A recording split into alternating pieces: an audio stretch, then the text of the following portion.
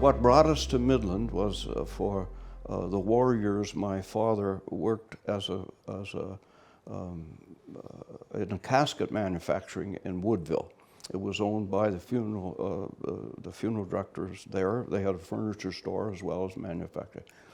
But he was a licensed embalmer. He got his license before I was born, with the promise that when the boys came home from overseas, and a lot of the family, the young lads were all overseas, they would take over the business, and Dad didn't have to run that factory anymore.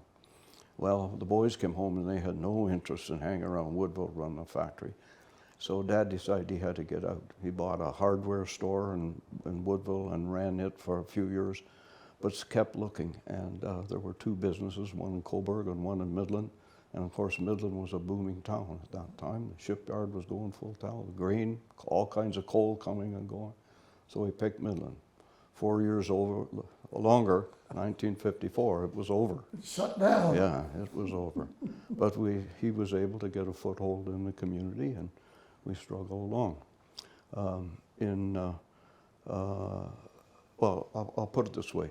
I was never a scholar. I hated school. If I could get out for any reason at all, it was better. I had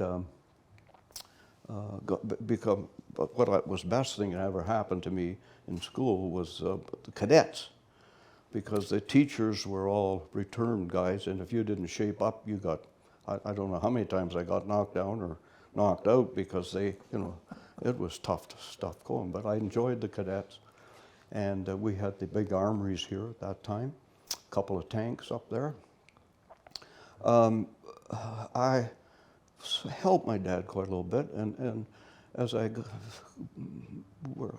summer jobs. I'd worked on the city of Dover out of here, started as a coal passer when I was 13 years of age. And then the next summer... What did that mean? Did that mean you shoveling, or...? Yeah, well, what would happen was, it wasn't a very profitable organization. It was, at that time, owned by Newt Wagg's Laundry, yeah. And they also owned Midland Boat Works at that time. But the reason they needed a coal passer was there was coal in the bunker, but it was away at the back of the bunker. But the fireman was not a coal passer, and he refused. So they hired a kid. Now, I couldn't lift a shovel full of coal, but I could go in, shovel it underneath it, and move it away, move it back, and dump it out on the floor for him to put in there.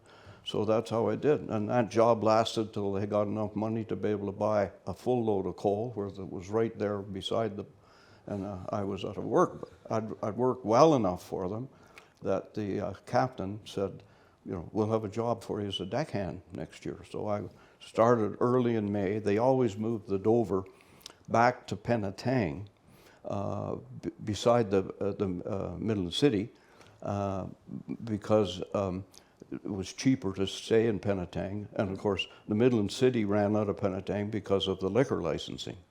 You could not run a boat out of Midland with booze on it. Gotcha. Yeah. So I started early in the spring, as soon as they could get on it, and we painted and got it ready to go, weekends and holidays and everything like that. And then we brought her back over here, and as a deckhand then. In those days, there was still lots of commerce. We handled laundry for Wags, for all the cottagers. Is that why he bought it? Yes, yes. To make sure he could still distribute, yes, up the shore. That's right. We went as far as Go Home Bay and back, our run was. So you didn't go all the way to Bear Sound? No. The Midland City did that run. Okay. Yeah. And so we would do 2 days or two trips a day, and there would be enough freight. I mean, we handled everything, all the groceries. What they did, the people would leave at the stations at Whalen's Dock and at Go Home Dock, an envelope for Dominion Store, or Preston's was gone by that time, okay. Or Loblaws was at the bottom of the main street on the other side down there. And so everything would get loaded onto the boat. They would have, we'd bring that envelope out today, and tomorrow their order would be ready at 10 o'clock in the morning for our shipping. We'd take that up, and we took some beautiful, you were envious seeing some Peterborough boats going up 14 feet And that was the start of an evolution that put us out of business, because as those people got those boats, they also got a motor and they could run back and forth to Honey Harbor and started to do their own thing, and our business started to decline. But it was always a big tourist business. The train came right onto the town dock, often brought lots of tourists in on chartered trips. And so I spent doing that. So that was still the way you would come up by train. So if you lived in Toronto or you wouldn't necessarily drive a car. You would take the train, which would bring you right into the dock. Yes, yeah. Transfer onto the boat, and away you'd go. Yeah, and we'd be back. We'd make that trip and be back here by 5 o'clock, and the last train would leave here, I think it was about 6 o'clock at night, which then took the mail to Toronto with them at that time. So you did mail, you did retail sales, you did clothing, you did passengers. Yes. And there was enough of a business to sustain those boats until the evolution into the early 60s. We very seldom saw another boat up there in those days. There were water taxis ran out of Honey Harbor who took people who could afford them.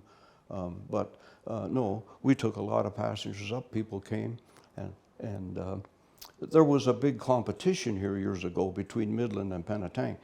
In the old days, they used to say from people that were up there, if they were going to town, they went to Penetang, because that route to the train from Toronto to Penetang Dock was the most direct and fastest route to get here. Yeah.